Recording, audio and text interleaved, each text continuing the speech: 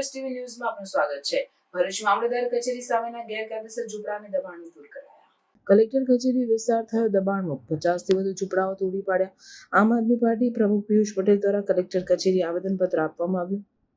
સાથે ચીમકી આપી ગરીબ પરિવારના લોકો જે ઝૂંપડા તોડ્યા છે સાથે ગેરકાયદેસર ભરૂચ શહેરમાં કબજો કરી પાકું બાંધકામ કર્યું છે ટૂંક સમયમાં તોડવામાં આવે એવી રજૂઆત કરી।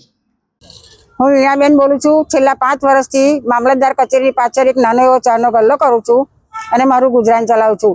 અને જે મારી આજુબાજુમાં ડેડિયાપાડાવાળા, દાહોદવાળા ગરીબ માણસો, ગરીબ ભાઈઓ, નાના નાના છોકરાને છેલ્લા 20 વર્ષથી એ લોકો ત્યાં ઝૂંપડા બાંધીને એમનું ભરણ પોષણ અને ગુજરાન કડિયા કામ કરીને મહેનત કરતા હતા। એવા લોકોના પણ ઝૂંપડા તોડી નાખ્યા છે। અને અમારા જે 5-7 ગલ્લાઓ પર અમે ચા નાસ્તા કરીને 10-10 રૂપિયાના કપ વેચીને જે અમે અમારું ગુજરાન ચલાવતા હતા, અમારા પણ દરેક ગલ્લાઓને તોડી નાખ્યા છે। તો અમારે કલેક્ટરશ્રીને એટલું જ કહેવાનું છે કે જે રીતે અમારા તમે નાના મોટા ગલ્લા અને નાના મોટા ગરીબ માણસના ઝૂંપડા તોડ્યા છે, એવી રીતે જે આજુબાજુ ભરૂચ શહેરની બાજુમાં જે કે જે સરકારની જગ્યા ઉપર મકાનો પાકા બંધાયા છે એ મકાનો પણ તૂટવા જોઈએ।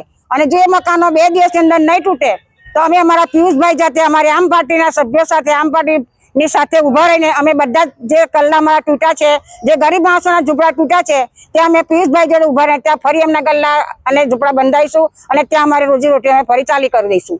એટલે અમારી માન્ય સરકારશ્રીને અમારી પ્રાર્થના છે। આજ રોજ ગુજરાત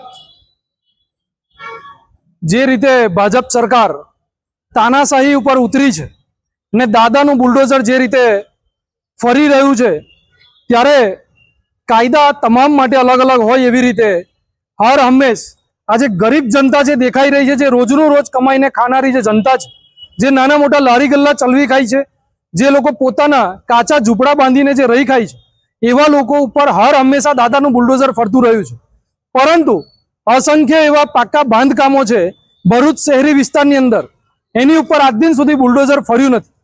ત્યારે આજ રોજ લેખિતમાં અમે પ્રાંત સાહેબને અહીંયા રજૂઆત કરવા માટે આવ્યા છે કે પાકા જે બાંધકામો છે, જેવા કે ભરૂચ શહેરી વિસ્તારમાં, સિટી સેન્ટર વિસ્તારમાં જે રીતે જે ટિકિટનું જે બોક્સ ઓફિસ બનાવવામાં આવી છે, ત્યાર પછી કોલેજ રોડ ઉપર ખેટલાપા હોય, દ્વારકાધીશ હોય, એની બાજુમાં આશીર્વાદ હોય, એની આગળ વધવા જઈએ તો કલેક્ટર કચેરીવાળા રોડ ઉપર જ જે આપણી ફેમિલી કોર્ટ છે, એની બિલકુલ સામેને રસ્તા ઉપર જે કાચા બાંધકામો જે બનાવી અને જે પાકા બાંધકામો બનાવીને જે ધંધા કરી રહ્યા છે, એ પણ તૂટવા જોઈએ। આવી રજૂઆત લઈને અમે પ્રાંત ઓફિસને આજે સુપ્રત કરીએ છીએ। અમે આશા રાખીએ છીએ કે જો આની અંદર આ પાકા બાંધકામો 2 દિવસમાં દૂર ન થયા તો આવનારા 2 દિવસ પછી આ કાચા જે બાંધકામો કરીને જે રહેનારા વ્યક્તિઓ હતા, એ લોકોને અમે જાતે ધંધો કરવા માટે ત્યાં જ આગળ પાછા જગ્યા કરાવડાવીશું। અન્યથા આ પાકા બાંધકામો તૂટવા જોઈએ। આ નાના નાના બાળકોનું તમે ભવિષ્ય જોઈ શકો, શું ભવિષ્ય હશે। આજે આ જેટલા પણ લોકો છે એ લોકો રોજીરોટી પોતાની કમાવા માટે, પોતાના બાળકોના ભવિષ્ય બનાવવા માટે, પોતાના બાળકોને જીવડાવવા માટે, પોતાના પરિવારને જીવડાવવા નાની મોટી રોજીરોટી કરી ખાય છે। ત્યારે આ લોકોની રોજીરોટી છીનવવા પાછળ આ લોકોનો એક ચોક્કસ એક આશય હોય એવું સ્પષ્ટપણે આપણને દેખાઈ આવે છે। આજે બેનની વાત કરું તો એ બેનના ઘરની અંદર એમના દીકરાની બંને કિડની ફેલ છે। આજે નાનો મોટો ધંધો અહીંયા આગળ કરી ખાતા હતા, એમનો લારી ગલ્લો હટાવી દીધો। આ બેનની વાત કરું, વિધવા બેન છે, એમના ઘરની અંદર 2 બાળકો છે, આજે એમને પાલવવાના, સાથે એમના ઘરનું ગુજરાન ચલાવવાનું, એમનો પણ ધંધો આજે અહીંયાથી હટાવી દીધો। એવા અસંખ્ય લોકો છે જે લોકોના નાના મોટા ધંધા કરી ખાતા હતા, એ ધંધા રોજગારી આ લોકો છીનવવા પર આવ્યા છે। ત્યારે આશા રાખીએ છીએ કે આ પ્રાંત ઓફિસે આજે આ સુપ્રત કરી 2 દિવસની અંદર આ તમામ પાક્કા બાંધકામો પણ દૂર થવા જોઈએ। અને જો પાક્કા બાંધકામો દૂર ન થયા તો આમ આદમી પાર્ટી ભરૂચ જિલ્લાની આ તમામ લોકોની સાથે ઊભા રહે અને એ લોકોને કાચા બાંધકામો બનાવી એ લોકો જે કંઈ પણ ધંધા કરતા હતા એ લોકોને અમે ચાલુ કરાવડાવીશું।